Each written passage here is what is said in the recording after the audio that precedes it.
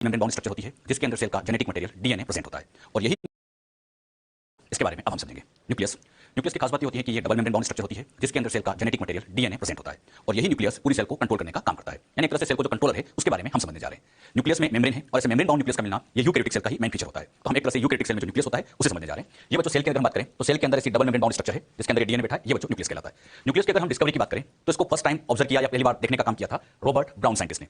Robert brown ने इसको पहली बार ऑब्जर्व किया था 1831 में। यहाँ बच्चों आप साइंटिस्ट का नाम भी ध्यान रखेंगे और ईयर भी इंपॉर्टेंट है, तो दोनों ही चीज आप अच्छे से यहाँ ध्यान रखें। क्लियर? अच्छा, nucleus double membrane bound structure जिसका मेन काम सेल को कंट्रोल करना। ये कंट्रोलर ऑफ सेल है, ये डायरेक्टर ऑफ सेल होता है। अच्छा, सेल को कंट्रोल करने का काम कैसे करते होंगे? न्यूक्लियस के अंदर आप ध्यान से देखोगे तो इसमें मेन तो डीएनए ही होता है। अब ये डीएनए बनाते हैं आरएनए और आरएनए से बनता है प्रोटीन और ये बच्चों जो प्रोटीन बनते हैं यही प्रोटीन एक तरह से एंजाइम है और यही एंजाइम सेल की मेटाबॉलिक रिएक्शन को कंट्रोल करते हैं। ये मेटाबॉलिक रिएक्शन में इन्वॉल्व होते हैं। अच्छा, डीएनए से अल्टीमेटली एंजाइम बनेंगे और यही एंजाइम पूरी सेल की मेटाबॉलिज्म को कंट्रोल करेंगे और मेटाबॉलिज्म कंट्रोल है मतलब सेल कंट्रोल है। तो सेल को कंट्रोल करने की अल्टीमेटली इंफॉर्मेशन डीएनए के पास होती है और ये डीएनए बैठा है न्यूक्लियस के अंदर। तो इसलिए न्यूक्लियस को कहा जाता है डायरेक्टर ऑफ सेल। ये डायरेक्टर है और इसके अंदर डायरेक्ट करने वाला बेसिकली कहा जाए तो वो डीएनए होता है। तो इसलिए डीएनए को डायरेक्टर या कंट्रोलर ऑफ द सेल कहते हैं। डबल मेम्ब्रेन बाउंड स्ट्रक्चर है। इसके फंक्शन की बात करें तो ये सेल की मेटाबॉलिज्म को कंट्रोल करता है। ये बच्चों जेनेटिक इंफॉर्मेशन को स्टोर करके रखता है क्योंकि डीएनए है और डीएनए के पास सारी जेनेटिक इंफॉर्मेशन स्टोर होती है। तो ये एक तरह से सेल की जेनेटिक इंफॉर्मेशन का स्टोर रूम भी कह सकते हैं। अच्छा, ये बच्चों डीएनए जब अगली जनरेशन में जाता है तो जब कैरेक्टर का अगली जनरेशन में जाना, डीएनए का अगली जनरेशन में जाना, इस प्रोसेस को हम कहते हैं इनहेरिटेंस और ये इनहेरिटेंस बेसिकली इस डीएनए की वजह से होती है, न्यूक्लियस की वजह से होती है। न्यूक्लियस में जो डीएनए है इनसे आरएनए बनेंगे, प्रोटीन बनेंगे, इससे अल्टीमेटली सेल की साइज बड़ी होगी। तो हम ये भी कह सकते हैं ये सेल की ग्रोथ में भी रोल रखता है। यानी न्यूक्लियस के कई फंक्शन हो गए। क्या क्या फंक्शन है? सेल को कंट्रोल करता है, सेल में जेनेटिक इंफॉर्मेशन को स्टोर करके रखता है, अगली जनरेशन में ट्रांसफर करता है मतलब इनहेरिटेंस में रोल होता है, सेल की ग्रोथ में रोल होता है, कई फंक्शन करता है। अब बात आती है न्यूक्लियस ये फंक्शन करता है, ये सबसे पहले किसने प्रूव किया था? तो इन फंक्शनों को न्यूक्लियस के फंक्शन को एक्सपेरिमेंटली प्रूव करने वाले साइंटिस्ट थे हेमरलिंग। साइंटिस्ट का नाम क्या रखना? हेमरलिंग ने न्यूक्लियस के फंक्शन को प्रूव करने का काम किया था। इसके लिए इन्होंने सिंगल सेल एल्गी के ऊपर किया था जिसका नाम था एसिटाबुलेरिया। तो एसिटाबुलेरिया के ऊपर इन्होंने अपने एक्सपेरिमेंट किए थे। तो आप ध्यान रखना, कंफ्यूज नहीं होना। न्यूक्लियस की डिस्कवरी के बारे में कहें तो रॉबर्ट ब्राउन, लेकिन न्यूक्लियस के फंक्शन किसने प्रूव कराया तो साइंटिस्ट का नाम आ जाएगा हेमरलिंग। तो ये न्यूक्लियस का जो एक इंट्रोडक्टिव पार्ट हम समझ रहे हैं। नंबर की बात करें, नंबर ऑफ न्यूक्लियस पर सेल। एक सेल में कितना न्यूक्लियस होता होगा? जनरली अगर बात करें, जनरली एक सेल में एक ही न्यूक्लियस होता है। एक सेल में एक न्यूक्लियस है, ऐसे कंडीशन को हम कहते हैं यूनिन्यूक्लिएटेड। जैसे ये सेल है, इसके अंदर बस ये एक ही न्यूक्लियस है, यूनिन्यूक्लिएटेड। इसके एग्जांपल की बात करें, most of the eukaryotic cell, ज्यादातर यूकैरियोटिक सेल में ये होता है, एक सेल के अंदर एक न्यूक्लियस होता है। अच्छा, कुछ सेल में टू न्यूक्लियस देखे गए तो ऐसे सेल को हम बाइन्यूक्लिएटेड कहते हैं। जैसे सेल ये एक ही है, एक सेल है, लेकिन इसके अंदर ऐसे टू न्यूक्लियस आ गए, ये बाइन्यूक्लिएटेड। और इसका बहुत अच्छा एग्जांपल आप जानते हैं पैरामीशियम। पैरामीशियम के अंदर टू न्यूक्लियस होते हैं। अच्छा, कुछ सेल ऐसी भी देखी गई है जो सेल तो एक ही होगी लेकिन इसमें न्यूक्लियस की नंबर मल्टीपल्स होगी, बहुत सारी होगी। अगर बच्चों मोर देन टू न्यूक्लियस आ जाए तो उसको मल्टीन्यूक्लिएटेड कह देंगे। इसके एग्जांपल आते हैं जैसे राइजोपस, वाउचेरिया, एंडोस्पर्म। नाम सुना होगा आपने? एंडोस्पर्म वही जो एम्ब्रियो को न्यूट्रिशन देने का काम करता है प्लांट के अंदर। तो एंडोस्पर्म की सेल भी मल्टीन्यूक्लिएटेड होती है, पढ़ा होगा आप लोगों ने। तो ध्यान रखिएगा, न्यूक्लियस की नंबर वेरी करती रहती है। जनरली एक है, कुछ सेल में टू भी है, कुछ सेल में मोर देन टू भी देखी गई है। हाँ, कुछ नहीं कहा जाए तो जनरल बात करें तो सेल के अंदर जनरली एक ही न्यूक्लियस होता है। मोस्ट ऑफ यूकैरियोटिक सेल में यही कंडीशन होती है। अच्छा, यूकैरियोट की पहचान ये है कि उनके अंदर वेल डेवलप्ड न्यूक्लियस तो होने चाहिए, लेकिन कुछ यूकैरियोटिक सेल ऐसी भी देखी गई है जिनके अंदर न्यूक्लियस नहीं होता, न्यूक्लियस एब्सेंट होता है। इसका नाम मैं आपसे पूछूंगा, बताओ क्या होगा? हाँ, न्यूक्लियस एब्सेंट कहां हो सकता है? Mature mammalian RBC. Mature mammalian RBC के अंदर न्यूक्लियस एब्सेंट होता है। अब बात को समझना, ये बच्चों इमेच्योर आरबीसी है। इमेच्योर है मतलब पूरी तरह से भी मैच्योर नहीं हुई है। इमेच्योर आरबीसी की खास बात होती है कि इसमें आप देखेंगे आपको वेल डेवलप्ड न्यूक्लियस दिख रहा होगा। तो आरबीसी में आप जानते हैं स्टार्टिंग में न्यूक्लियस होता है, लेकिन जब ये मैच्योर होती है तो मैच्योरिटी के टाइम पर ये न्यूक्लियस यहां से हटा दिया जाता है। तो बताना कौन से आरबीसी में न्यूक्लियस नहीं होता है? मैच्योर आरबीसी के अंदर न्यूक्लियस क्या रहता है? एब्सेंट रहता है। तो मैच्योर आरबीसी में न्यूक्लियस नहीं होता। इसी तरह से एक और अच्छा एग्जांपल और जानते हो आप लोग, फ्लोएम की सीव ट्यूब सेल। इसे बच्चों आप समझिएगा, ये तो होती है कंपेनियन सेल, ये कंपेनियन सेल है और ये जो सेल आपको दिख रही है ये एक तरह की सीव ट्यूब है, ये सीव ट्यूब है। अब आप देखोगे सीव ट्यूब के अंदर आप लोगों को कहीं न्यूक्लियस नहीं दिख रहा है। कंपेनियन सेल में तो आपको न्यूक्लियस दिख भी रहा होगा। तो कंपेनियन सेल में न्यूक्लियस होता है, सीव ट्यूब के अंदर न्यूक्लियस नहीं होता। और ये सीव ट्यूब किसका पार्ट है? फ्लोएम का। तो फ्लोएम के अंदर जो सीव ट्यूब होती है इनके अंदर भी बच्चों न्यूक्लियस एब्सेंट होता है, इनमें कोई न्यूक्लियस प्रेजेंट नहीं होता। अब बड़ा इंटरेस्टिंग क्वेश्चन दिमाग में आता है कि इसमें भी न्यूक्लियस नहीं है, इसमें भी न्यूक्लियस नहीं है, तो ये सेल लिविंग होती होगी या डेड होती होगी? हाँ, क्या आंसर आएगा बच्चों? हाँ, चाहे इसमें न्यूक्लियस नहीं है but this cells are living. ये सेल लिविंग होती है। बात आती है ये लिविंग कैसे है, ये लिविंग किस तरह से है? अच्छा, लिविंग इस तरह से होती है क्योंकि बच्चों यहाँ पर पहले डीएनए था, तो इस डीएनए ने यहाँ पर क्या किया? यहाँ पर डीएनए से बना दिया इसने आरएनए, आरएनए से बना दिया एंजाइम्स, एंजाइम मतलब वही प्रोटीन वगैरह। अब ये न्यूक्लियस तो हो जाता है लेकिन इसमें अभी भी एंजाइम अवेलेबल होते हैं और एंजाइम अवेलेबल है तो सेल की मेटाबॉलिक रिएक्शन चलती रहेगी और सेल मेटाबॉलिक एक्टिव है मतलब हम कह सकते हैं कि हाँ ये वर्क कर रही है, ये लिविंग है। यहाँ पर क्या होता है? अच्छा, इसके अंदर क्या होता है? कंपेनियन सेल के अंदर न्यूक्लियस है मतलब यहाँ तो डीएनए है। अब इसका डीएनए आरएनए बनाएगा, प्रोटीन बनाएगा, एंजाइम्स बनेंगे, वो अल्टीमेटली सीव ट्यूब में चले जाएंगे। तो सीव ट्यूब में एंजाइम मिलते जाएंगे और एंजाइम मिलेंगे, मेटाबॉलिकली एक्टिव रहेगी मतलब हम कह सकते हैं लिविंग है। तो ध्यान रखना, मैच्योर आरबीसी और सीव ट्यूब दोनों में न्यूक्लियस नहीं है लेकिन इनको हम फिर भी लिविंग कहते हैं। क्यों कहते हैं? Because they are metabolically active. बात समझ में? तो इस तरह से क्वेश्चन का आंसर हम दे सकते हैं। ये आपके एनसीईआरटी का बड़ा अच्छा क्वेश्चन है, ये समझ में आया सब अच्छे से? क्लियर हुआ? तो आपके एनसीईआरटी का क्वेश्चन था, would you consider mature RBC and phloem tube cells as living? तो हम कहेंगे yes because this cells are metabolically active. Clear? जो बातें मैंने इंटरफेस, इंटरफेस न्यूक्लियस का मतलब ये होता है, आगे जब हम सेल डिवीजन समझते हैं तो सेल डिवीजन में आप लोग जानते हैं कि सेल साइकिल के टाइम पर G1 S G2 स्टेज आती है, इतना जानते होंगे। G1 S G2, G1 S G2 को कहा जाता है इंटरफेस और उसी इंटरफेस में ही हम न्यूक्लियस को स्टडी करते हैं। क्योंकि जैसे बच्चों G2 के बाद प्रोफेज आती है तो प्रोफेज में हम आगे समझते हैं कि प्रोफेज की एंड आते आते न्यूक्लियस की मेम्ब्रेन टूट जाती है और न्यूक्लियस की मेम्ब्रेन टूट गई तो फिर न्यूक्लियस की स्टडी कैसे कर पाएंगे? अगर जब मेम्ब्रेन टूट गई तो उसमें फिर हम स्टडी नहीं कर पाते, यानी स्टडी हम G1 S G2 स्टेज में ही कर पाते हैं, मतलब इंटरफेस में ही कर पाते हैं। इसलिए हमने लिखा है स्ट्रक्चर ऑफ इंटरफेस न्यूक्लियस, मतलब जब तक इंटरफेस है तब तक हम न्यूक्लियस की स्टडी कर पाएंगे, उसी को हम समझने जा रहे हैं। न्यूक्लियस के स्ट्रक्चर में आप ध्यान से देखोगे, ये बच्चों न्यूक्लियस की स्ट्रक्चर, इसमें आप लोगों को ऐसे मेम्ब्रेन दिख रही होगी, दिख रही है डबल मेम्ब्रेन। तो ये बच्चों न्यूक्लियस का पहला पार्ट आता है जो इसकी मेम्ब्रेन कहलाता है। इसके अंदर फ्लूइड प्रेजेंट होता है, अंदर वाले फ्लूइड को कहा जाता है न्यूक्लियोप्लाज्म। न्यूक्लियोप्लाज्म मतलब न्यूक्लियस के अंदर जितना भी फ्लूइड है सब न्यूक्लियोप्लाज्म कहलाता है। हाँ, बाहर साइटोप्लाज्म होगा, अंदर न्यूक्लियोप्लाज्म है। मतलब यहाँ आउटसाइड की बात करूं तो आउटसाइड में बच्चों साइटोप्लाज्म होगा। न्यूक्लियस में खास बात ये भी देखी गई है कि इसमें से थ्रेड लाइक स्ट्रक्चर होती है, और ये जो थ्रेड लाइक स्ट्रक्चर होती है इनको क्रोमेटिन कहते हैं। क्या कहते हैं? क्रोमेटिन। ये सिंगल थ्रेड क्रोमेटिन है, लेकिन जब ये क्रोमेटिन आपस में से उलझ जाते हैं तो ऐसा लगता है जैसे कोई नेट बना लिया है, तो इसे हम क्रोमेटिन नेट कह देते हैं। सिंगल है तो क्रोमेटिन, सबको मिलाकर क्रोमेटिन नेट कह दिया जाता है। क्लियर? और इसी के अंदर ऐसी एक स्फेरिकल स्ट्रक्चर देखने को मिलती है जिसका नाम होता है न्यूक्लियोलस। न्यूक्लियस के स्ट्रक्चर में टोटल ये 4 पार्ट्स हो गए। क्या क्या हो गया? न्यूक्लियर मेम्ब्रेन, न्यूक्लियोप्लाज्म, क्रोमेटिन और न्यूक्लियोलस। इन्हीं 4 कंपोनेंट को हम एक एक करके समझेंगे। Nuclear membrane, nucleoplasm, chromatin, nucleolus. हमने ये 4 कंपोनेंट समझ लिए, इट मींस न्यूक्लियस कंप्लीट हो गया। एक एक करके सारे कंपोनेंट को हम स्टेप बाय स्टेप समझते हैं। सबसे पहले स्टार्ट करते हैं न्यूक्लियस की मेम्ब्रेन के साथ। Nuclear membrane. न्यूक्लियस की अगर हम मेम्ब्रेन की बात करें, इस न्यूक्लियस के मेम्ब्रेन में आप ध्यान से देखोगे तो इसमें आप लोगों को 2 मेम्ब्रेन दिख रही होगी। ये डबल मेम्ब्रेन से सराउंडेड है। इसमें जो मेम्ब्रेन यहां पर, अच्छा न्यूक्लियस के बाहर आप जानते हैं साइटोप्लाज्म है। न्यूक्लियस के मेम्ब्रेन में जो बाहर वाली मेम्ब्रेन है ये तो कहलाती है आउटर न्यूक्लियर मेम्ब्रेन, और जो इनर साइड में होती है इसे इनर न्यूक्लियर मेम्ब्रेन कहते हैं। अच्छा, न्यूक्लियर मेम्ब्रेन को हम कैरियोथिका नाम भी देते हैं। कैरियो मतलब न्यूक्लियस, कहीं पर भी कैरियो वर्ड आ जाए तो समझ जाना न्यूक्लियस। थीका मतलब कवरिंग, तो न्यूक्लियस की कवरिंग को हम कैरियोथिका के नाम से भी जानते हैं। और कितनी मेम्ब्रेन होगी? 2। इनमें से बच्चों जो आउटर मेम्ब्रेन आपको दिख रही होगी, इसकी खास बात ये होती है कि इस पर ऐसे ये फोल्डेड स्ट्रक्चर लगी है। आप ही नाम बताइए। Yes, very good. इसे हम कहेंगे एंडोप्लाज्मिक रेटिकुलम, लेकिन राइबोसोम लगा है तो यस इसे हम कहेंगे रफ एंडोप्लाज्मिक रेटिकुलम। तो ये रफ एंडोप्लाज्मिक रेटिकुलम यहां लगी होती है। कहां पर? आउटर। और आप देख भी होंगे ये आउटर मेम्ब्रेन इसी रफ ईआर के साथ ऐसे कंटिन्यू हो जाती है। इसी के साथ इसकी सरफेस पर ऐसे राइबोसोम भी लगे होते हैं। आउटर पे, इनर पे नहीं, आउटर पे से राइबोसोम लगे होते हैं और वो भी एटीएस टाइप वाले। तो आउटर मेम्ब्रेन में 2 बातें याद रखना, एक तो इस पे आरईआर लगी होती है और यहां पर एटीएस टाइप के राइबोसोम लगे होते हैं। क्लियर? न्यूक्लियस की जो इनर मेम्ब्रेन आपको दिख रही है, इस इनर मेम्ब्रेन के ठीक नीचे ऐसे प्रोटीन स्ट्रक्चर लगी होती है। इन्हें बच्चों न्यूक्लियर लेमिना कहा जाता है। ये नाम पहले भी आया है। हाँ, वो इंटरमीडिएट फिलामेंट जो हमने सीखा था। न्यूक्लियर लेमिना कहां है? इनर मेम्ब्रेन के जस्ट नीचे। ऐसे यहां पर भी न्यूक्लियर लेमिना, यहां न्यूक्लियर लेमिना, ऐसे इनर मेम्ब्रेन के नीचे होती है। न्यूक्लियर लेमिना का फंक्शन होता है न्यूक्लियस को शेप देना। तो ये न्यूक्लियर लेमिना न्यूक्लियस को शेप देती है। अगर इस न्यूक्लियर लेमिना को हटा दो तो न्यूक्लियस का शेप डिस्टर्ब हो जाएगा। तो न्यूक्लियस को शेप देने में इस न्यूक्लियर लेमिना का बहुत बड़ा रोल है। और है कहां? इनर मेम्ब्रेन के जस्ट नीचे की तरफ है।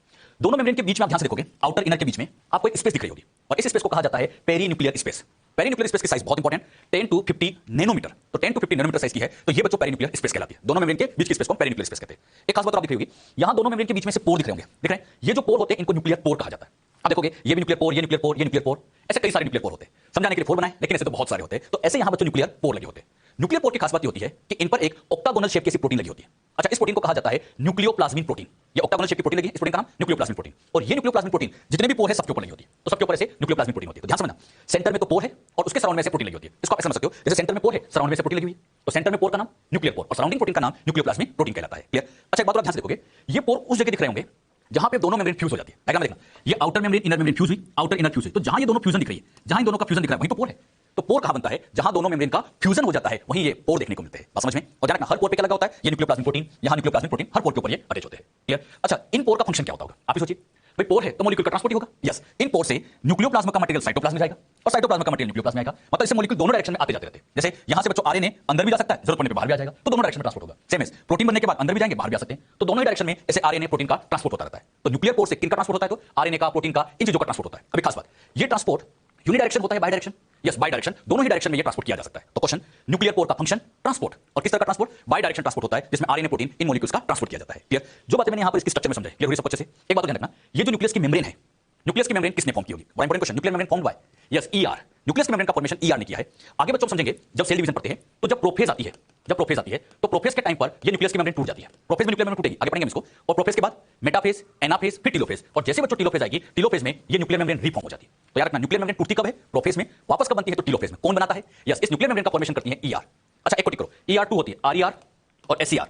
और मैंने कहा बच्चों एक को टिक करो, यस, आरईआर। आरईआर को बच्चों स्टेप प्रायोरिटी देते हैं क्योंकि आउटर सरफेस पर राइबोसोम लगे, और राइबोसोम का लगना इंडिकेट कराता है कि इसको फॉर्म करने में आरईआर का ही मेन रोल रहा होगा। एक बार सेकंड क्वेश्चन आया भी था, तो न्यूक्लियर मेम्ब्रेन दोनों का रोल है, लेकिन एक को टिक करना पड़े तो फिर हम आरईआर को प्रायोरिटी देंगे। क्लियर? इस तरह के क्वेश्चन आ चुके हैं। तो मैंने न्यूक्लियस के स्ट्रक्चर में मेम्ब्रेन के जो पार्ट थे वो सारे आपको समझाया। क्या क्या हमने समझा? बस इसको पॉइंट वाइज फटाफट ले लेते हैं।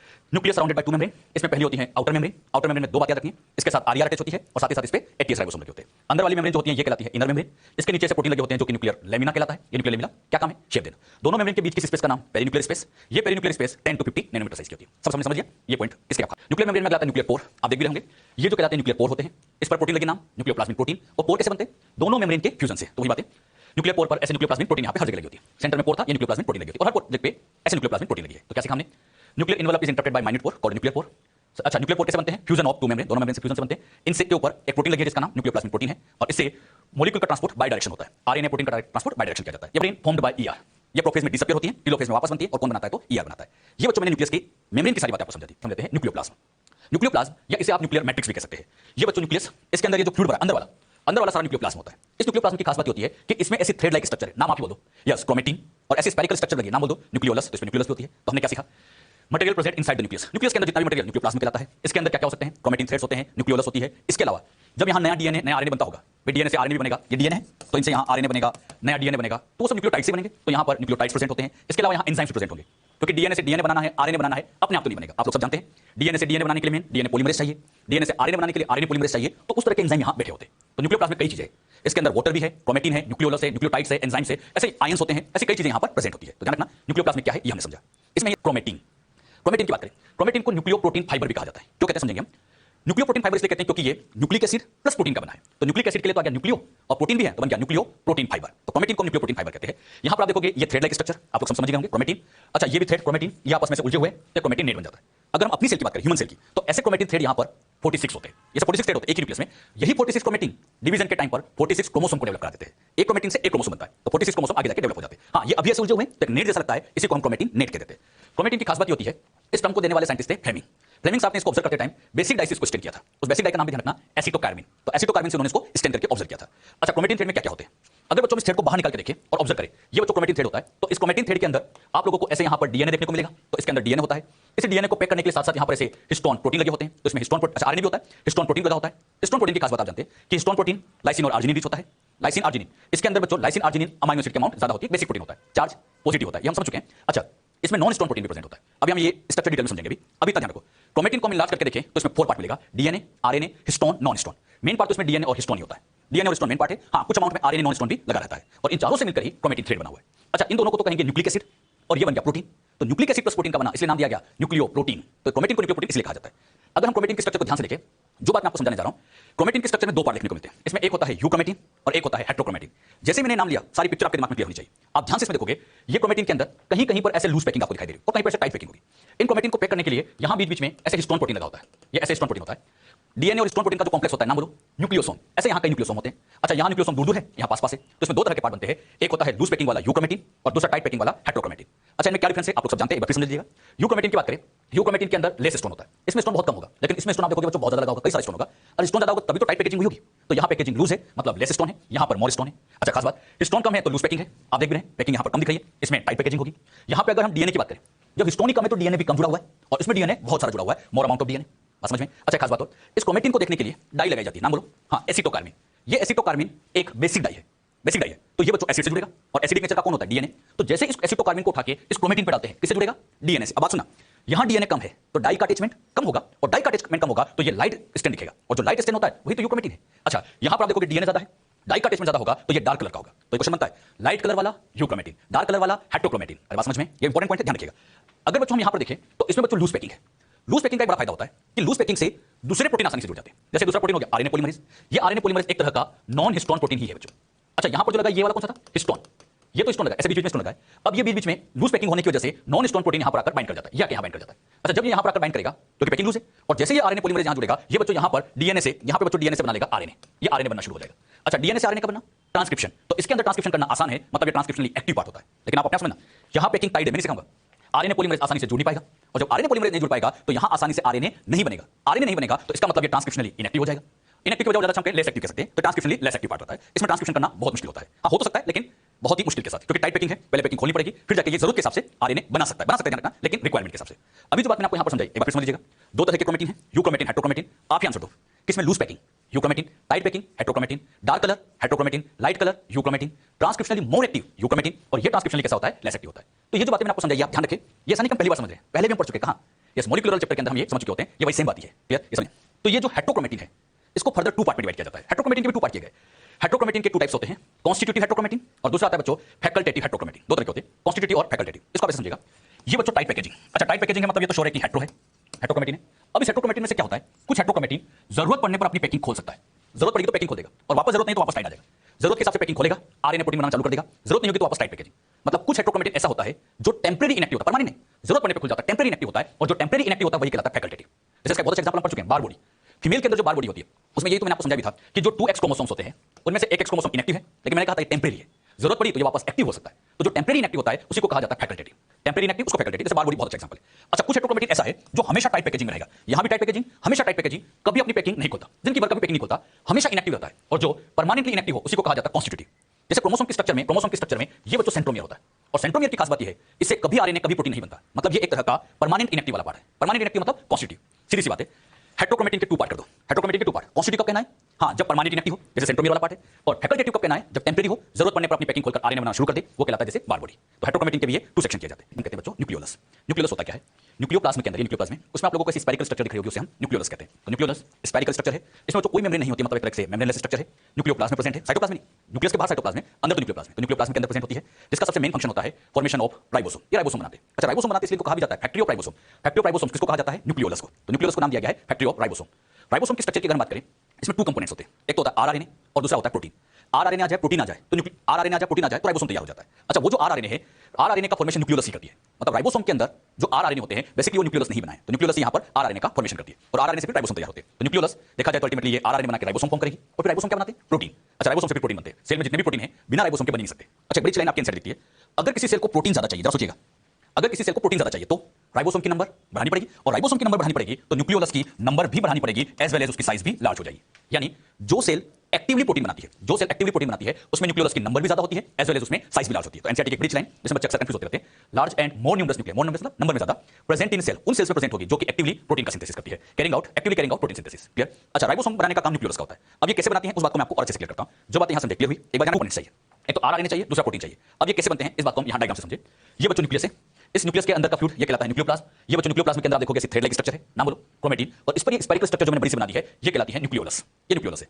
अब बच्चों ये न्यूक्लियोलस के अंदर आप देखोगे इस क्रोमेटिन के अंदर यहां पर से डीएनए होगा, बिल्कुल होगा, क्रोमेटिन के अंदर तो डीएनए रहती है। अच्छा, इस पूरे क्रोमेटिन में यहां पर एक डीएनए रहेगा। अब इस डीएनए से क्या होता है, डीएनए जो न्यूक्लियोलस के अंदर जा रहा है, इससे यहां पर ये स्पेशली आरएनए बनता है, ये आरएनए कहलाता है आरआरएनए। मतलब यहां पे बच्चों ये आरआरएनए का फॉर्मेशन हो गया। अब ध्यान से देखिएगा, आरआरएनए का फॉर्मेशन न्यूक्लियोलस के अंदर हो रहा है, न्यूक्लियोलस के अंदर हो रहा है। अच्छा, यहां पर कई तरह के आरआरएनए बनते हैं। आरआरएनए हम जानते हैं 5.8s होते हैं, 28s होते हैं, 18s होते हैं। ज्यादातर आरआरएनए यही बन जाते हैं एक्सेप्ट 5s। 5s आरआरएनए को छोड़कर मैक्सिमम आरआरएनए यहीं पर तैयार होते जाते हैं, मैक्सिमम आरआरएनए बन जाते हैं। फिर 5s कहां बनता है? यस, 5s का फॉर्मेशन तो हां न्यूक्लियोप्लाज्म में होता है। मतलब इसी न्यूक्लियोप्लाज्म के अंदर यहां पे बच्चों ऐसे ये 5s आरआरएनए सिंथेसाइज होगा यहां पर न्यूक्लियोप्लाज्म के अंदर, लेकिन न्यूक्लियोलस के बाहर। एक बार फिर बोलता हूं, ज्यादातर आरआरएनए न्यूक्लियोलस में बन जाते हैं, एक को छोड़ के कौन सा वाला? 5s को। अच्छा, यहां पर क्या बन चुका है? आरआरएनए। इसी तरह से ये बच्चों यहां पर ऐसे आरआरएनए का फॉर्मेशन हो रहा है, ये आरआरएनए यहां बनते जा रहे हैं। आरआरएनए तो कहां बन गए? न्यूक्लियोलस में ज्यादातर बन गए। अब हमें एक रिक्वायरमेंट और चाहिए, प्रोटीन। अब सोच समझ के बताना, क्या न्यूक्लियस में प्रोटीन बनता है? आप लोग ये बात बहुत अच्छे से जानते हैं, न्यूक्लियस में कभी प्रोटीन नहीं बनता, प्रोटीन हमेशा न्यूक्लियस के बाहर ही बनता है। यानी इस न्यूक्लियस के बाहर साइटोप्लाज्म के अंदर यहां पे बच्चों ये प्रोटीन का फॉर्मेशन होगा। सेल में पहले से राइबोसोम होंगे, सेल में पहले से भी होती है, वही राइबोसोम यहां प्रोटीन बना रहे होंगे। अच्छा, ये जो प्रोटीन बने हैं, अब ये प्रोटीन यहां पर इस न्यूक्लियर पोर से होते हुए सीधे चले जाते हैं न्यूक्लियोलस के पास। एक बार फिर बोलता हूं, आरआरएनए किसने बनाया? न्यूक्लियोलस ने, लेकिन प्रोटीन तो साइटोप्लाज्म से बनाया, क्योंकि यहां प्रोटीन बन नहीं सकता था, साइटोप्लाज्म से प्रोटीन आ गए। अब बताना, ये प्रोटीन आ चुका है, ये प्रोटीन आ चुका है, आरआरएनए है। अब ये दोनों आपस में असेंबल होते हैं, असेंबल मतलब जुड़ते हैं, और जैसे ये दोनों आपस में असेंबल होते हैं, आरआरएनए प्रोटीन असेंबल हुए, राइबोसोम की सबयूनिट तैयार, ये राइबोसोमल सबयूनिट बन गई, जैसे यहां 60s बन गई। इसी तरह से ये यहां फ्यूज होकर ऐसे 40s का फॉर्मेशन कर देंगे, तो ऐसे यहां राइबोसोम की सबयूनिट बन जाती है। अच्छा, सबयूनिट में दो चीज चाहिए, आरआरएनए प्रोटीन। ढंग से बताना, आरआरएनए कहां बना? न्यूक्लियोलस में। कहां बना? न्यूक्लियोलस में, लेकिन प्रोटीन साइटोप्लाज्म से आया है, प्रोटीन तो साइटोप्लाज्म में। हां, फिर इन दोनों की असेंबली भी न्यूक्लियोलस में हो जाती है, ज्यादातर काम सब न्यूक्लियोलस में होता है, इसलिए हम कहते हैं nucleolus is the factory of ribosome. इसी फैक्ट्री के अंदर ये राइबोसोम तैयार हो रहे हैं। हां, कुछ कंपोनेंट जरूर बाहर से आए, लेकिन ज्यादातर काम सब न्यूक्लियोलस में हो रहा है। अब जो 40 और 60 है न्यूक्लियोलस बन तो गए, लेकिन ये यहां फ्यूज नहीं होते, क्योंकि इनके फ्यूजन के लिए मैग्नीशियम आयन चाहिए, और यहां पर मैग्नीशियम आयन न्यूक्लियोप्लाज्म में होता तो है, यहां मैग्नीशियम आयन होता तो है, लेकिन क्वांटिटी बहुत कम है, इतनी कम क्वांटिटी है कि जुड़ नहीं पाते। इसलिए क्या किया जाता है, इनको बच्चों यहां से न्यूक्लियर पोर से बाहर करते हैं, 40s को, और 60s को न्यूक्लियर पोर से बाहर करेंगे। ये 40 60 से बाहर आएंगे और यहां पर ये जुड़कर फिर 80s बना लेंगे। मतलब इधर से 40 आ गया, इधर से 60 आ गया, और दोनों ने जुड़कर यहां बना लिया 80s। तो इस तरह से ये 80s का फॉर्मेशन हो जाता है। तो कैसे ये काम होता है, ये बात बच्चों हमने यहां पर समझी। एक बार फिर समझना क्या हमने सीखा है। इसी के अंदर राइबोसोम बनाने के लिए दो चीज चाहिए थी, क्या क्या? एक तो आरआरएनए चाहिए था, दूसरा प्रोटीन चाहिए था। आरआरएनए यहां बन गए, एक को छोड़ के किसको? 5s। हां, 5s बनने के बाद आएगा तो नहीं, आएगा तो न्यूक्लियोलस में। हां, बना जरूर न्यूक्लियोप्लाज्म में, तो न्यूक्लियोप्लाज्म में 5s बना, बनने के बाद इसके अंदर आ जाएगा। क्या सीखा, एक बार फिर सुन लो। ज्यादातर आरआरएनए न्यूक्लियोलस में बन गए, प्रोटीन साइटोप्लाज्म से मंगा लिया, असेंबल करके राइबोसोम की सबयूनिट तैयार हो गई। लेकिन कंप्लीट 80s का फॉर्मेशन फिर साइटोप्लाज्म में जाके होता है, यहां इसलिए नहीं हो पाता क्योंकि मैग्नीशियम की क्वांटिटी कम होती है। तो न्यूक्लियोलस क्या होता है इसके बारे में समझा। और एक बात ध्यान रखना, कोई मेम्ब्रेन नहीं है, मतलब मेम्ब्रेन लेस स्ट्रक्चर होती है, इसीलिए इसके अंदर का जो कंटेंट है वो न्यूक्लियोप्लाज्म के साथ ऐसे कंटिन्यू रहता है, ऐसे कंटिन्यू रहेगा क्योंकि कोई पर्टिकुलर बाउंड्री तो इसकी होती रही है। तो न्यूक्लियोलस का कंटेंट न्यूक्लियोप्लाज्म के साथ कंटिन्यू रहता है, because it is membrane less structure. Clear? Structure में एक वर्ड आता है NOR, nucleolus organiser region, NOR। अब ये NOR क्या होता है, इसको बच्चों मैं आपको क्रोमोसोम की स्ट्रक्चर जब समझेंगे वहां क्लियर करूंगा, और वहीं अच्छे समझ में भी आएगा आपको। अब वैसे ध्यान रखो, हां, इसमें पॉइंट NOR का है जिसको हम आगे समझेंगे। जो बातें न्यूक्लियस की समझे, क्लियर हुई? क्रोमोसोम क्रोमेटिन का ही हाईली कंडेंस फॉर्म होता है। न्यूक्लियस के अंदर हम जानते हैं थ्रेड लाइक स्ट्रक्चर होती है जिसको हम क्रोमेटिन कहते हैं, और उसी क्रोमेटिन को जब कंडेंस कर दे, छोटा कर दे, तो वही बच्चों क्रोमोसोम बनता है। अब ये जो कंडेंस होने का काम होता है ये सेल डिवीजन के टाइम पे होता है। जब सेल डिवीजन चलता है, सेल साइकिल चलती है, तो उसी में जो प्रोफेज स्टेज आती है वहीं पर ये क्रोमेटिन कंडेंस होते हैं और क्रोमोसोम का फॉर्मेशन करते हैं। क्रोमोसोम बच्चों तब अच्छे से क्लियर भी होता है जब हमें पहले सेल डिवीजन का आइडिया हो। सेल डिवीजन हम आगे समझेंगे, मैं बस एक बेसिक बात आपको यहां पर इसमें पहले क्लियर कर देता हूं ताकि आपको क्रोमोसोम समझना आसान हो जाए। जब भी बच्चों सेल साइकिल चलती है, सेल डिवीजन जब होता है, स्टार्टिंग आप लोग जानते हैं G1 से होती है, फिर S, G2, prophase, metaphase, anaphase, telophase, इस तरह से बच्चों साइकिल चलती है। शुरुआत G1 से होती है, टेलोफेज पे जाके एंडिंग हो जाती है। क्लियर? G1 के अंदर आप देखोगे तो ऐसी थ्रेड लाइक स्ट्रक्चर मिलेगी, मैं नाम नहीं बताऊंगा, आप सभी जानते हैं। जैसे कहा थ्रेड लाइक मतलब क्रोमेटिन, इस क्रोमेटिन की खासियत होती है कि इस पूरे क्रोमेटिन में यहां से लेकर यहां तक एक ही डीएनए होता है, पूरे क्रोमेटिन में एक डीएनए होता है। तो ये हमेशा रखना, वन क्रोमेटिन, ये बच्चों क्रोमेटिन है, तो वन क्रोमेटिन के अंदर वन डीएनए होगा। क्लियर? कौन से स्टेज की बात कर रहा हूं? G1। अब जो G1 के बाद जो एस फेज आती है, G1 के बाद एस आती है। एस फेज में एक पॉइंट आप लोग सबको याद ही होगा, डीएनए का रेप्लिकेशन होता है। मतलब यहां डीएनए डबल हो जाता है, मतलब इसके अंदर हम देखें मान लो ये एक डीएनए था तो ये रेप्लिकेट होकर एक और बना लेता है। मतलब एस में भी है तो क्रोमेटिन, लेकिन इसमें डीएनए 2 हो जाते हैं। मतलब यहां पर ये एक डीएनए है और इसी के साथ यहां पर दूसरा डीएनए भी, यहां पर ऐसे दो डीएनए। और खास बात, दोनों डीएनए आपस में से इंटरमाइंड मतलब ऐसे उलझे हुए, ऐसे आपस में उलझे हुए रहते हैं, एक दूसरे में से उलझे हुए रहेंगे। कौन से स्टेज में? एस में। तो एस में भी है तो क्रोमेटिन, लेकिन उस क्रोमेटिन में 2 डीएनए रहेंगे, दोनों आपस में इंटरमाइंड रहेंगे। क्लियर? अब यही कंडीशन आगे चलेगी। G2 की बात करें तो यहां पर भी क्रोमेटिन, इसमें भी दोनों डीएनए से इंटरमाइंड रहेंगे। अब G2 के बाद जब प्रोफेज आती है तो प्रोफेज में क्या होता है, इस क्रोमेटिन थ्रेड का कंडेंसेशन होता है। कंडेंसेशन मतलब छोटा होता है और इसी से ये कॉम्पैक्ट स्ट्रक्चर बनती है जिसको क्रोमोसोम कहते हैं। ये क्रोमोसोम तैयार हुआ। तो क्रोमेटिन से ये क्रोमोसोम बना और इसको बनाने की इस प्रोसेस का नाम क्या दिया जाता है बच्चों? कंडेंसेशन। ये बच्चों कंडेंसेशन कहलाता है। तो कंडेंसेशन से क्रोमेटिन क्रोमोसोम में चेंज हुए। अब बात ध्यान देना, यहां पर कंडेंसेशन स्टार्ट होता है कहां पर? प्रोफेज में। प्रोफेज में कंडेंसेशन स्टार्ट होता है यानी क्रोमोसोम बनना शुरू हो जाते हैं, लेकिन कंप्लीट नहीं होता। ये फाइनली कंप्लीट होता है मेटाफेज में आके, और मेटाफेज में आप देखेंगे बढ़िया से क्रोमोसोम दिखाई देंगे। प्रोफेज में बनना शुरू हो चुके हैं लेकिन अच्छे से विजिबल मेटाफेज में होते हैं, और इसलिए कहा जाता है क्रोमोसोम की अगर स्टडी करना है तो सबसे बढ़िया मेटाफेज में हम करेंगे। तो मेटाफेज में क्रोमोसोम की स्टडी बेस्ट तरीके से हम कर सकते हैं। तो हमने क्या सीखा? प्रोफेज के अंदर कंडेंसेशन स्टार्ट हुआ। अच्छा, इस क्रोमेटिन में 2 डीएनए है तो यहां पर भी ये दोनों डीएनए होंगे, और ये तो डीएनए आगे चलते जाएंगे और इसमें भी दोनों डीएनए आपस में इंटरमाइंड रहेंगे, उलझे रहेंगे। अब जो प्रोफेज से मेटाफेज आती है तो कंडेंसेशन कंप्लीट हो जाता है, बढ़िया क्रोमोसोम बनने लग जाते हैं, और साथ ही साथ ये जो दोनों डीएनए हैं ये थोड़े थोड़े अलग होने लग जाते हैं, और अलग हो जाते हैं तो क्रोमोसोम में ऐसे हाफ पार्ट क्लियर दिखते हैं, जिसमें एक डीएनए यहां होगा, एक डीएनए यहां होगा। मतलब यहां दोनों डीएनए उलझे हुए, यहां थोड़े थोड़े से अलग हो चुके हैं। अच्छा, बस ये बीच वाला पार्ट जो सेंट्रोमियर वाला पार्ट है यहां जुड़े रहेंगे, बाकी ये अलग अलग हो चुके होते हैं। अब ये जो क्रोमोसोम का हाफ पार्ट आपको दिख रहा है जिसके अंदर एक ही डीएनए है, इस हाफ पार्ट को क्रोमेटिड कहते हैं। क्या कहते हैं? क्रोमेटिड। ये क्या है? क्रोमेटीन। ये क्या है? क्रोमेटिड। कंफ्यूज नहीं होना। और यहां पर भी एक हाफ पार्ट रेड वाला कलर वाला है तो ये भी क्रोमेटिड है। अब सोच समझ के बताना, ये पूरा है तो एक ही क्रोमोसोम, क्रोमोसोम तो एक ही काउंट होगा, तो एक ही क्रोमोसोम है लेकिन उसमें 2 क्रोमेटिड है, मतलब इसको पूरे को मिला के हम 1 क्रोमोसोम कहेंगे, बट हैविंग 2 क्रोमेटिड्स। तो मैं प्रेडिक्शन लिख सकता हूं यहां पर 1 क्रोमोसोम हैविंग 2 क्रोमेटिड्स, यानी क्रोमोसोम एक लेकिन क्रोमेटिड 2 है। अच्छा, क्रोमेटिड की खास बात क्या है कि जब भी क्रोमेटिड होगा इसमें एक ही डीएनए होगा, ये एक डीएनए, ऐसा समझो, एक डीएनए मतलब एक क्रोमेटिड, दूसरा डीएनए मतलब दूसरा क्रोमेटिड। अच्छा, दोनों क्रोमेटिड आपस में जुड़े हुए तो क्रोमोसोम तो एक ही बना हुआ है, तो 1 क्रोमोसोम हैविंग 2 क्रोमेटिड। कौन से स्टेज की बात कर रहा हूं मैं? मेटाफेज। तो मेटाफेज में क्रोमोसोम अच्छे से दिखते हैं, यहां एक क्रोमोसोम के अंदर 2 हाफ पार्ट दिखेंगे, क्रोमेटिड होंगे। अच्छा, यहां पर भी आप देखो 2 डीएनए है तो ये भी 2 क्रोमेटिड रहता है, लेकिन क्लियरिटी से दिखते हैं, लेकिन होते जरूर है। यहां पे भी लिख सकता हूं क्या होता है कि 1 क्रोमोसोम हैविंग 2 क्रोमेटिड। तो प्रोफेज की बात करो चाहे मेटाफेज की बात करो, एक क्रोमोसोम में 2 डीएनए है, मतलब 2 क्रोमेटिड है। क्लियर? मेटाफेज के बाद अगली स्टेज पे चलते हैं, और यहां जो अगली स्टेज आने वाली है इस अगली स्टेज को आप कहेंगे मेटाफेज के बाद एनाफेज। आगे बच्चों आपको समझाया जाएगा कि एनाफेज आते ही सेंट्रोमियर डिवाइड होता है, दोनों क्रोमेटिड ऐसे सेपरेट हो जाते हैं, ये वाला पार्ट अलग और ये रेड वाला पार्ट अलग, बिल्कुल सेंट्रोमियर कट हुआ, दोनों सेपरेट हो गए। अब खास बात, ये जो इतना पार्ट है देखा जाए तो ये क्रोमेटिड ही है तो क्रोमेटिड, लेकिन इसी क्रोमेटिड को यहां क्रोमोसोम कह देते हैं। और स्पेशली क्या कहेंगे यहां बच्चों ऐसे लिख सकते हैं, यहां लिखेंगे 1 chromosome having 1 chromatid, 1 chromosome having 1 chromatid. एक बात ध्यान रखना, ये भी क्रोमोसोम है, ये भी क्रोमोसोम, ये भी क्रोमोसोम है। अच्छा, दोनों में क्रोमेटिड का डिफरेंस है, यहां 2 क्रोमेटिड है, यहां 1 क्रोमेटिड है। अरे बात समझ में? बच्चे इसमें बड़े कंफ्यूज होते हैं कि सर कहीं पर तो ऐसे बना देते हैं और कहीं पर ऐसे बना देते हैं। अब आप बताइए कौन क्रोमोसोम? मैं कहूंगा दोनों ही क्रोमोसोम है, दोनों क्रोमोसोम है। हाँ, डिफरेंस क्या है? क्रोमेटिड का है, यहां 2 क्रोमेटिड है, यहां सिंगल क्रोमेटिड है। अच्छा, सिंगल क्रोमेटिड वाला कहां है? एनाफेज में, और डबल क्रोमेटिड वाला कहां है? प्रोफेज या मेटाफेज में। अरे बात समझ में? ये बहुत कंफ्यूजिंग वाली बात है, लेकिन एक बार अगर ढंग से समझ गए तो सारी पिक्चर क्लियर हो जाती है। क्लियर? अच्छा, एनाफेज के बाद जब टीलोफेज आती है तो यही क्रोमोसोम फिर से डीकंडेंस होकर क्रोमेटिन बना लेता है, और ये भी यहां पर, अच्छा इसके अंदर एक डीएनए रहेगा, फिर यहां पर ये भी डीकंडेंस होकर यहां क्रोमेटिन बना लेगा जिसमें डीएनए हो जाएगा। यानी कहने की बात हमने क्या सीखी? स्टार्टिंग में आप देखो क्रोमेटिन आपको दिख रहा है, क्रोमेटिन दिख रहा है, लास्ट में भी क्रोमेटिन दिख रहा है, यानी डिवीजन के पहले भी क्रोमेटिन, डिवीजन के बाद भी क्रोमेटिन। तो फिर क्रोमोसोम कब आया? यस, क्रोमोसोम तो आपको तब दिख रहा है जब ये सेल डिवीजन चल रहा था, और वो भी कब? जब ये प्रोफेज है, मेटाफेज है, एनाफेज है, तब तक क्रोमोसोम नजर आ रहे हैं, बाद में वापस क्रोमेटिन हो गए, यानी पहले भी क्रोमेटिन बाद में भी क्रोमेटिन। बस डिवीजन के टाइम पर ही आपको ये क्रोमोसोम दिखते हैं। तो ये ध्यान रखना, क्रोमोसोम हमेशा नहीं दिखते, क्रोमोसोम केवल डिवीजन के टाइम पर दिखाई देते हैं। यानी अगर मैं अपनी एक सेल में से डीएनए, अपनी सेल में से डीएनए बाहर निकाल के देखूं जो डिवाइड नहीं करी, तो उसमें आपको क्रोमेटिन मिलेगा, क्रोमोसोम, क्रोमेटिन। अब मैंने डिवाइडिंग सेल को देखा तो क्रोमोसोम, तो डिवाइडिंग सेल में क्रोमोसोम होते हैं, बाकी टाइम तो क्रोमेटिन रहते हैं। अब कोई कंफ्यूजन नहीं होना, ढंग से बताना। जब तक थ्रेड है तब तक क्रोमेटिन, कंडेंस हुआ तो क्रोमोसोम, उस क्रोमोसोम में 2 डीएनए है तो 2 क्रोमेटिड। अरे बात समझ में? और एक बार फिर सुन लेना, प्रोफेज मेटाफेज की बात करें 1 chromosome having 2 chromatids, but in case of anaphase 1 chromosome having only 1 chromatid. समझ में? तो जो बात यहां पर आपको क्लियर की गई है ये बहुत अच्छे से ध्यान रखना। मैंने कोई सेल डिवीजन आपको पूरा नहीं समझाया, बस मैंने एक बेसिक बात आपको समझा दी कि एग्जैक्टली यहां पर होने क्या जा रहा है। अच्छा, मैं आपसे कहूं मेटाफेज के इस क्रोमोसोम में कितने डीएनए, तो आपको बिल्कुल क्लियर होना चाहिए इसमें 2 डीएनए। कहां से आए? क्योंकि यहां रेप्लिकेशन हुआ वही चलता गया, तो इस वजह से यहां पर कितने डीएनए आ जाते हैं? 2 डीएनए आ जाते हैं। क्रोमोसोम की स्टडी करना है तो सबसे बेस्ट फेज मेटाफेज है, लेकिन अगर आप शेप स्टडी करना चाहते हैं एनाफेज बढ़िया है। आगे सेल डिवीजन के टाइम पर आपको बताएंगे कि वहां पर एनाफेज में ऐसे क्रोमोसोम ऐसे पोल पे जाते हैं, ऐसे क्रोमोसोम पोल पे जाते हैं, तो इनका कैसे शेप बनता हुआ दिख जाता है। तो शेप की स्टडी के लिए सबसे बेस्ट फेज कौन सी होती है? एनाफेज। तो एनाफेज शेप के लिए सबसे बेस्ट फेज मानी जाती है। जो बात यहां पर आपको समझाई क्लियर हुई सब अच्छे से। अब बच्चों हम क्या करेंगे, मेटाफेज के क्रोमोसोम को बाहर निकालेंगे और इसी को हम डिटेल में आपको समझाएंगे कि एग्जैक्टली होता क्या है। मेटाफेज के अगर क्रोमोसोम की बात करें, अच्छा पहले क्रोमोसोम के कुछ छोटे मोटे पॉइंट भी लेते हैं, ये हम समझ चुके हैं। क्रोमोसोम क्या है? Highly condense form of chromatin. अच्छा, ये क्रोमेटिन है, कंडेंस हुआ क्रोमोसोम बन गया। अच्छा, उल्टा कर दो, क्रोमोसोम को अगर डीकंडेंस कर दो तो वापस क्रोमेटिन बन जाता है। जब बच्चों सेल का डिवीजन होता है, स्टार्टिंग में तो आप लोगों को ये न्यूक्लियस दिख रहा है, ये न्यूक्लियस आपको यहां पर अच्छे से दिखाई दे रहा है, इसके अंदर थ्रेड भी दिख रहा है क्रोमेटिन। लेकिन सेल डिवीजन के टाइम पर डिटेल में आगे पढ़ाएंगे, न्यूक्लियर मेम्ब्रेन डिसअपीयर हो जाती है, टूट जाती है, और यही क्रोमेटिन कंडेंस होकर क्रोमोसोम बन जाता है, यानी ये न्यूक्लियर मेम्ब्रेन यहां से पूरी गायब हो जाएगी। अगर मैं डिवीजन से पहले सेल को माइक्रोस्कोप से देखूं, बढ़िया से न्यूक्लियस दिख रहा है, लेकिन डिवीजन के टाइम पे अगर माइक्रोस्कोप से देखें न्यूक्लियस गायब हो चुका होगा और वहां क्रोमोसोम। अगर मैं डिवीजन से पहले सेल को माइक्रोस्कोप से देखूं, बढ़िया से न्यूक्लियस दिख रहा है, लेकिन डिवीजन के टाइम पे अगर माइक्रोस्कोप से देखें न्यूक्लियस गायब हो चुका होगा और वहां क्रोमोसोम दिखने लग जाते हैं। यानी जहां पहले न्यूक्लियस था डिवीजन के टाइम पे वहीं पर ही क्रोमोसोम आ जाते हैं। बड़ी लाइन एनसीईआरटी की, during cell division chromosomes are appear in place of nucleus. तो न्यूक्लियस के प्लेस पर आगे जाके डिवीजन के टाइम पर क्रोमोसोम दिखाई देने लग जाते हैं। मतलब पहले न्यूक्लियस दिखा था, अब वहां क्रोमोसोम दिख जाएगा क्योंकि मेम्ब्रेन यहां से गायब हो जाएगी। क्लियर? अच्छा, एक खास बात और, अगर हमें मॉर्फोलॉजी की स्टडी करना है, क्रोमोसोम की स्ट्रक्चर स्टडी करना है मेटाफेज में, लेकिन शेप की स्टडी के लिए सबसे बेस्ट फेज होती है एनाफेज। हमारी सेल की बात करें तो अपनी सेल में 46 क्रोमोसोम है, उन सारे क्रोमोसोम के डीएनए को बाहर निकाल के जोड़ा जाए तो लेंथ अप्रोक्सीमेटली 2.2 मीटर आती है। ऐसे समझो, ये क्रोमोसोम 1, ये 2, ऐसे चलते जाए 46 क्रोमोसोम। एक ही सेल की बात करूं, इस सेल में से यहां पे बच्चों डीएनए होगा, हम जीवन की बात करें होता क्रोमेटिन, उसी टाइम पे समझिएगा। इसमें से डीएनए बाहर निकाला, इससे डीएनए बाहर निकाला, ऐसे सारे 46 से डीएनए बाहर निकाला। सारे एक से नहीं, सारे 46 का डीएनए बाहर निकाला और इन सबको बच्चों ऐसे ज्वाइन किया, सबको ज्वाइन किया, यहां से लेके यहां तक लेंथ निकाले तो 2.2 मीटर आई। अब मुझे बताना ये 2.2 मीटर डीएनए की जो लेंथ है ये एक क्रोमोसोम की है या 46 की है?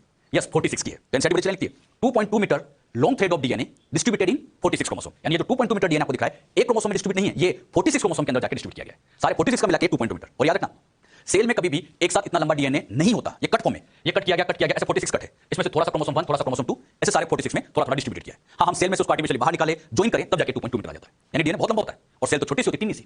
अब इस टिन्ना डीएनए को टिन्नी सेल में कैसे बिठाते हैं? यस पैकिंग कराते हैं। कौन सा प्रोटीन? Yes histone protein. तो हिस्टोन प्रोटीन से पैक करके इसको सेल में फिट किया जाता है। ये बातें हम समझ चुके होते हैं जब हम मॉलिक्यूलर में पैकेजिंग ऑफ डीएनए समझते हैं, वहां इसके बारे में सिखाया भी था। जो बातें यहां समझे क्लियर हुई सब अच्छे से। हम बच्चों क्रोमोसोम के स्ट्रक्चर के बारे में समझेंगे। क्रोमोसोम के स्ट्रक्चर में सबसे पहला पार्ट आता है प्राइमरी कॉन्स्ट्रिक्शन, जिसको बच्चों सेंट्रोमियर के नाम से भी जानते हैं। ये क्रोमोसोम याद रखना कौन से स्टेज की बात करें? मेटाफेज। ये मेटाफेज का क्रोमोसोम। और आप ध्यान से देखोगे मैंने इसमें एक डीएनए ये बनाया, एक डीएनए बनाया, दो डीएनए बनाए। क्यों? क्योंकि मेटाफेज से पहले एस फेज आ जाती है, वहीं तो रेप्लिकेशन हो गया और वही डबल डीएनए चलता जाता है। अच्छा इसको मैं और अच्छे फॉर्म में बनाता हूं, ये एग्जैक्ट इस तरह से क्रोमोसोम सेल में ऐसा दिखाई देगा।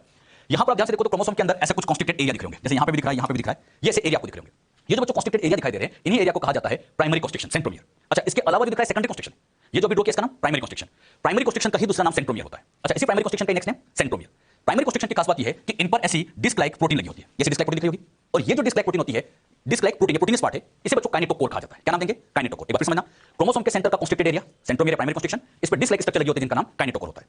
प्राइमरी कॉन्स्ट्रिक्शन की खास बात ये होती है, ये बच्चों सारे क्रोमोसोम में होती है, सारे क्रोमोसोम। किसी भी क्रोमोसोम की बात करें, हमारे अंदर जितने भी 46 क्रोमोसोम है, कोई भी क्रोमोसोम उठा के देखो सबके अंदर ये एसेंशियली होता है। तो प्राइमरी कॉन्स्ट्रिक्शन सारे क्रोमोसोम के अंदर एसेंशियली प्रेजेंट होता है और इसका होना बहुत जरूरी है। समझिए क्यों?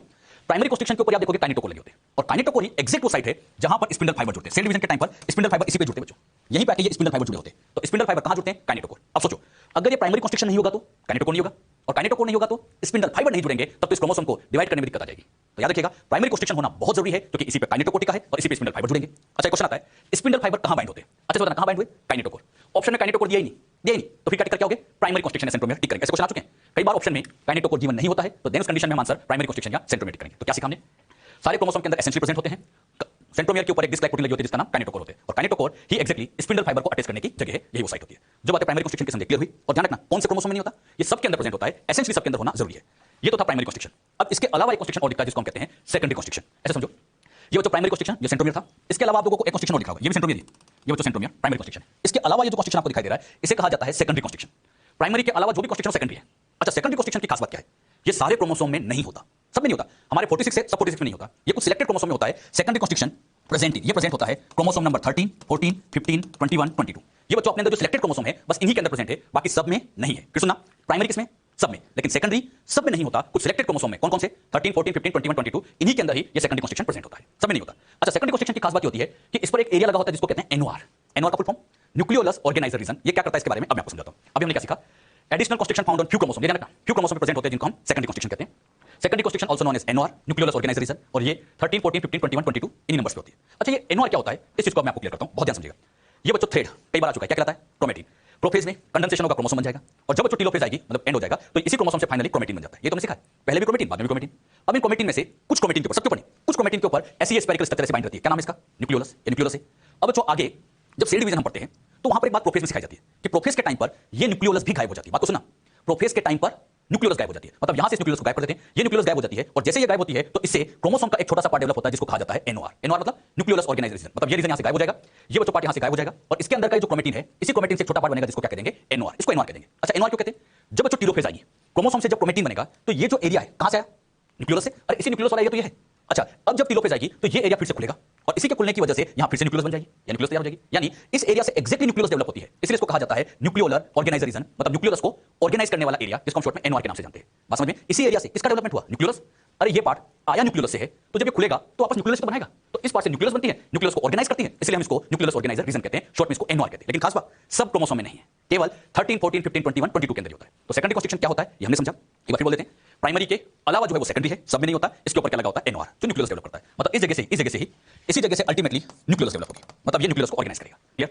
अब इसको ऐसे समझिएगा, ये हमारे अंदर सारे 46 क्रोमोसोम 1, 2, 3, 4, 5, 6 ऐसे ये सारे के सारे 46 हो गए। 22 पेयर एक्स फीमेल में, मेल में XY आ जाएंगे। अब जो क्रोमोसोम का ध्यान से देखोगे सबके अंदर ये एक कॉन्स्ट्रिक्शन कॉमनली दिखा होगा, सब में दिखा होगा, ये कहलाता है प्राइमरी कॉन्स्ट्रिक्शन।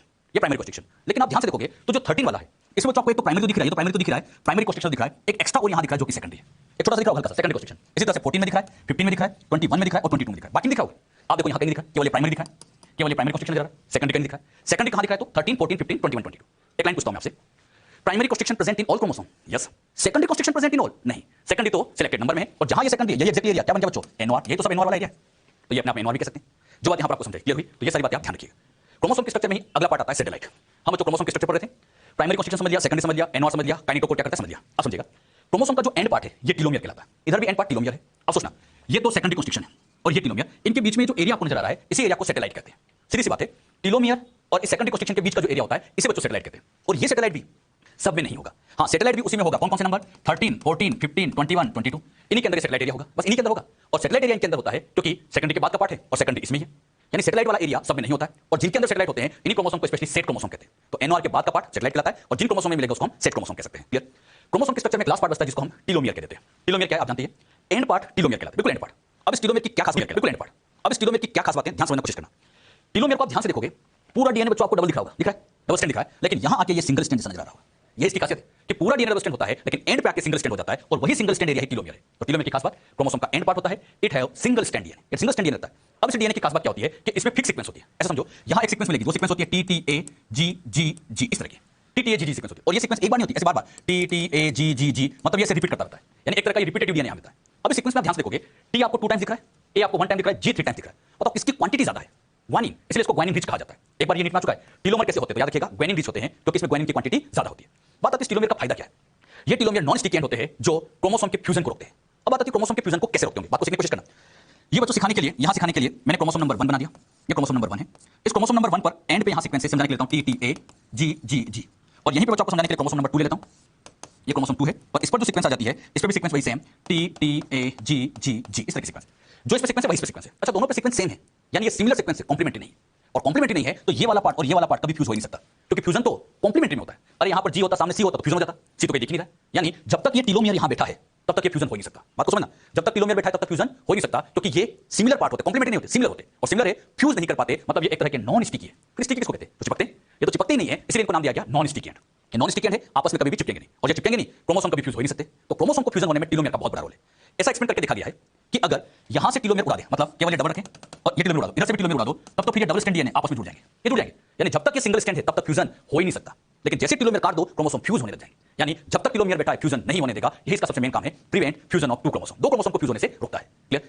इस टीलोमियर का रेप्लिकेशन, इसका रेप्लिकेशन एक स्पेशल एंजाइम करता है, टीलोमरेज। बात को सुनना, पूरे डीएनए का रेप्लिकेशन डीएनए पॉलीमरेज करता है, डीएनए पॉलीमरेज डीएनए को रेप्लिकेट करता है, लेकिन इस सिंगल स्ट्रैंड पार्ट का रेप्लिकेशन टीलोमरेज करता है, डीएनए पॉलीमरेज नहीं करता। डीएनए पॉलीमरेज एंड पे आके मना कर देता है कि ये सिंगल स्ट्रैंड पार्ट रेप्लिकेट नहीं होगा, प्राइमर हम जोड़ नहीं पाएंगे, इसलिए यहां पर रेप्लिकेशन करने के लिए टीलोमरेज को बुलाया जाता है। अच्छा, ये जो टीलोमरेज एंजाइम है इसमें आरएनए प्रोटीन दोनों होते हैं, एक तरह का ये राइबोन्यूक्लियोप्रोटीन होता है। क्लियर।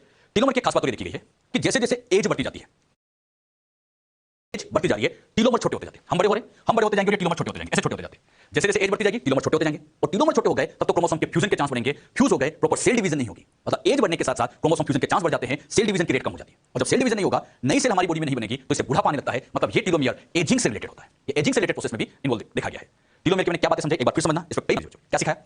एंड पार्ट को टीलोमियर कहते हैं, ये सिंगल स्ट्रैंड होता है, सिंगल स्ट्रैंड होता है। सीक्वेंस भी याद रखना, TTAGGG सीक्वेंस होती है, ग्वानिन की क्वांटिटी ज्यादा है, मतलब ग्वानिन रिच होता है। फंक्शन फ्यूजन को रोकता है। आप बताओ मुझे तो फ्यूजन कैसे रोकता है। हाँ, क्योंकि ये सिमिलर पार्ट है, कॉम्प्लीमेंट्री नहीं है, और सिमिलर है, सिमिलर कभी चिपक नहीं सकते, तो इसी वजह से ये फ्यूजन को रोकता है। हाँ, टीलोमियर उड़ा दो तो फ्यूजन हो जाएगा, तो जब तक टीलोमियर बैठा फ्यूजन हो नहीं सकता।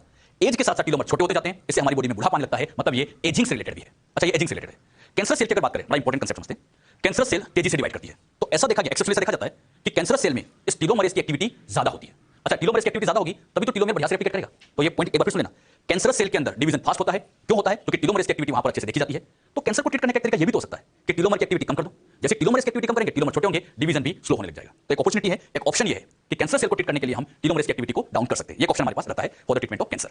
जो बात यहां पर आपको समझाई क्लियर हुई बच्चों, अच्छे से देखिए 21 ऑर्गेनिज्म में कितना है। अच्छा, chromosome number in meiocyte, meiocyte मतलब डिप्लॉइड सेल जिसके अंदर मियोसिस होगा, जिस सेल में मियोसिस होता है उसको मियोसाइट कहते हैं, और एक्जेक्टिव डिप्लॉइड होगी तो डिप्लॉइड सेल जिसमें मियोसिस होता है उसको मियोसाइट कहते हैं। एक बार नीट में आ गया था, व्हाट इज मियोसाइट। हां, जिसमें मियोसिस होता है उसको मियोसाइट कहते हैं, डिप्लॉइड सेल।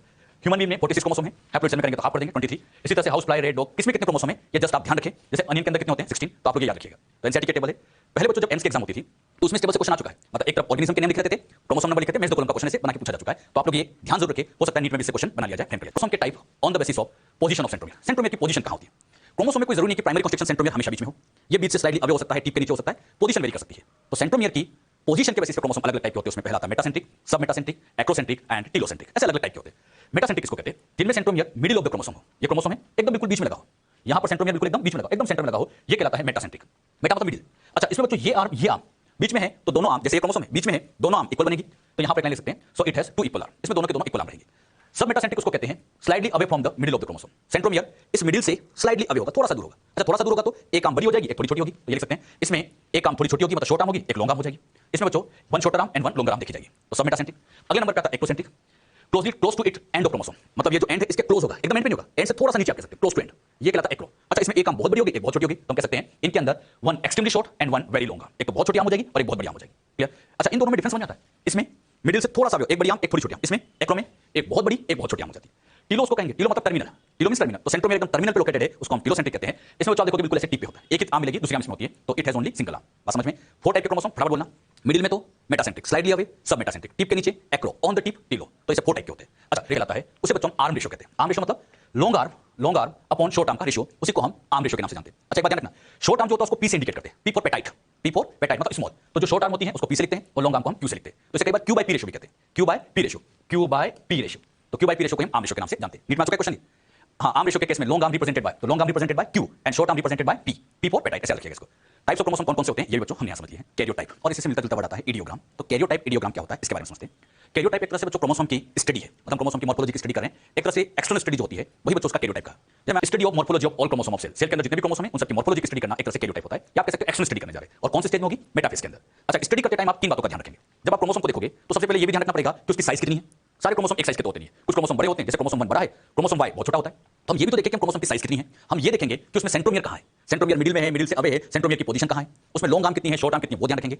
सेकेंडरी कंस्ट्रक्शन है या नहीं वो भी हम ध्यान रखेंगे। तो कई बातों को लेकर ऐसे क्रोमोसोम की स्टडी करना यही बच्चों कैरियोटाइप कहलाता है। इन बातों को साइज के बेसिस पे अरेंज करते गए, तो अरेंज करने के बाद जो प्रेजेंटेशन आपको दिख रहा है ये बच्चों कहलाता है इडियोग्राम। अच्छा, जब हम इडियोग्राम बनाते हैं, इडियोग्राम बनाते टाइम क्रोमोसोम को डिक्रीजिंग साइज के डिक्रीजिंग ऑर्डर में अरेंज करेंगे, मतलब यहां क्रोमोसोम सबसे बड़ा फिर छोटा छोटा, ऐसा देखेंगे रिलेटिवली साइज छोटी होती चली जाएगी। हां, एक बात ध्यान रखना है, अगर सेक्स क्रोमोसोम प्रेजेंट है तो उन्हें सबसे लास्ट में रखेंगे, चाहे छोटे बड़े उससे मतलब नहीं है, उनको लास्ट में रखा जाएगा। तो यहां पर sex chromosome are placed in last, last के अंदर से सेक्स क्रोमोसोम को रख दिया जाएगा। तो ऐसे कैरियोटाइप का ऐसे डायग्रामेटिक प्रेजेंटेशन तैयार किया जाए तो उसी को हम इडियोग्राम कहते हैं।